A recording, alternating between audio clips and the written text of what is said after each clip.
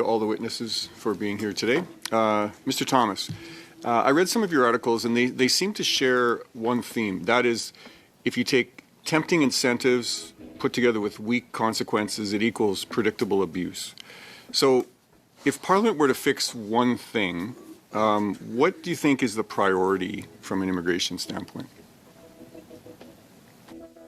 Well, my favorite saying is what you permit, you promote. And what gets permitted by IRC, I can guarantee, is very strongly promoted through the immigration industry around the world. So that's a good thing to remember. I think what I mentioned, I think is most important thing for us right now is to really do a better job of doing background checks on people that are coming to this country. I think that we're allowing huge numbers of people in under temporary status that we didn't do in the past, and we're not doing as thorough background checks on those people that are coming in under that temporary status. And I think that we can see that has been linked to problems. So that would be my number one fix that I would encourage the committee to look at.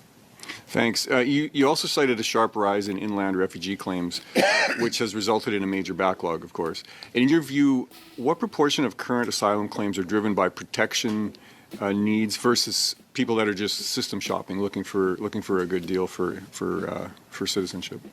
Well, I think the facts speak for themselves, right? I mean, that a lot of the people that have applied for refugee status from within Canada are people that have their status, their temporary status expiring. We've had a huge spike from citizens of Mexico. We had done away with the visitor visa requirement for Mexican citizens a second time in 2016. Up until 2024 was a mistake. It happened in the early 2000s as well. It led to a big spike of inland claims, and now we're seeing the biggest number are inland claims are from Indian nationals, and many of them came here under temporary status. So you do have to question, what is the underlying motivation?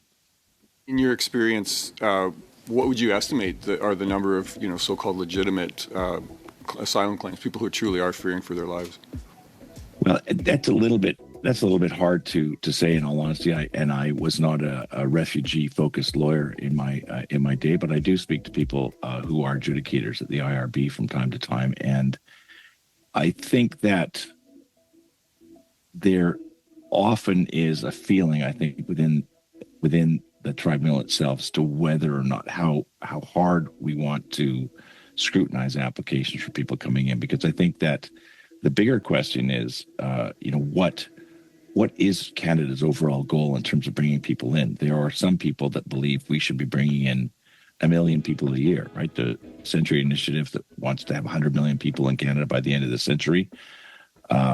If your push is we need bodies, we need people, we're not very selective as to where they come from, then you're not going to press very hard on those things, are you? You're going to let people walk across the road, self-select themselves as they did crossing Roxham Road when that was open, or other people just coming here in temporary status and making artificial refugee claims.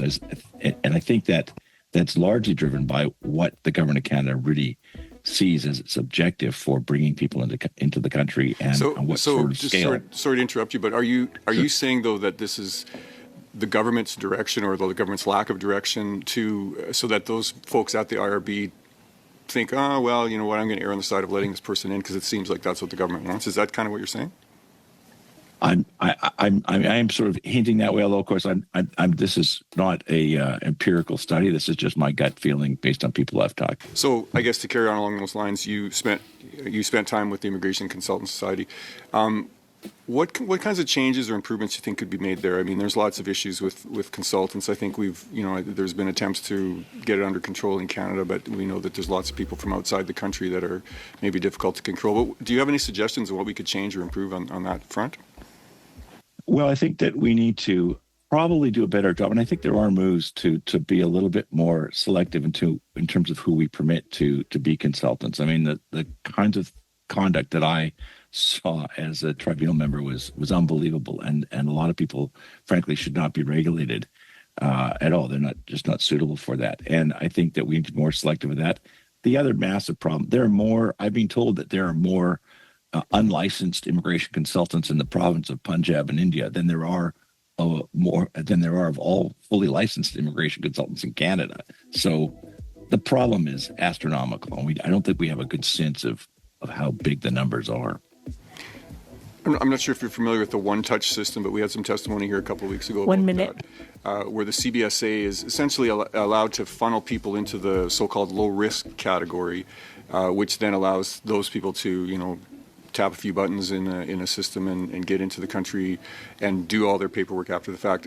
Are you familiar with that, and do you think that that's contributing to some of our asylum problems?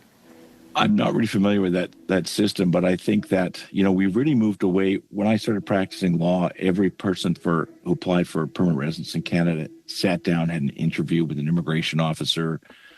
There was a lot more interaction going on, and we've really done away with that. And so now it's like a faceless process. And as I said in my opening remarks, we don't even insist that people come in for a swearing-in ceremony when they become a Canadian citizen. I think it's sad, and I think we're robbing the immigrants themselves of that opportunity to celebrate that moment. Thank you, Mr. Thomas. Thank you, Mr. Redekop. Next, we go to Mr. Fragiscatos for 6 minutes. Thank you, Madam Chair. In fact, Chair, you'll find that there has been a pushback, one that I agree with and one that I think the vast majority of MPs agree with, that moving away from web meetings for citizenship ceremonies is not something that you'll see being the norm going forward. It was necessary during the pandemic, but the point is taken, Mr. Thomas, that there is an appropriate way to do things, and in-person ceremonies is absolutely what we should continue to pursue. I did want to begin with you, actually, sir. If you could talk about, you had a number of points that you went through, but I want to hear your thoughts further on the rural side of things. You talked about the residency requirement in particular. You have some ideas there to offer, I believe. Could you expand on your points in your testimony with respect to that? Well, I recall a conversation years ago with a Chinese immigration consultant that was using the Manitoba Business Program extensively for her clients. And I remember asking her, what do you think out of your clients that are going through this program, Manitoba, how many of them do you think are really going to end up in Vancouver at the end of this? And she looked at me with this really funny look. And she said, all of them, of course.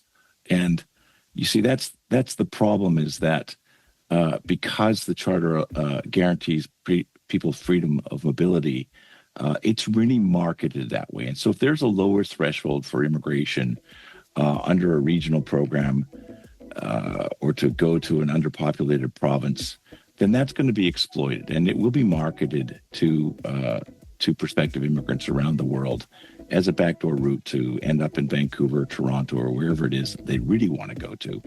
And so I just raised that because that is a reality that's out there in the trenches. And as I say, during the 1990s and the early 2000s under the Quebec Investor Program, it was known that 92% of the people that came through that program did not remain in Quebec. It was well known, and those statistics were published.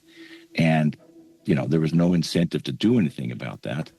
And so I just flagged that to say, look, it's a reality, and it's nice to have those programs. It would be great to attract people to those regions, but we should hold them to that. If that's the deal that we made with them to immigrate to this country, we should hold them to that deal and not let them just walk away and abuse that. And that's what I want you to be aware of. Do you have examples of other countries that have pursued similar programs, whether they are pilot programs or whether they're pilot programs that evolved into something more permanent, where the intent of the program was, in fact, guaranteed that individuals stayed in the region that they initially migrated to? I can't say that I am aware of any programs quite like that. Although I know that in the past there have been discussions about issuing people, say, like a 5-year conditional visa. We used to issue conditional permanent residence visa for entrepreneur immigrants. They were given a visa that had terms and conditions that had to be satisfied within 2 years of landing, or they risked losing that status. And so there have been mechanisms in the past that have worked well, I wouldn't say that worked really well because the enforcement wasn't very good. But, you know, again, like I said, if that's the deal we made with somebody and said, we're going to let you come into Canada, but the deal is you got to settle in this region here because that's where we need you. I don't think we should be ashamed of holding people to that in whatever way we need to do that. Okay, thank you, Mr. Thomas.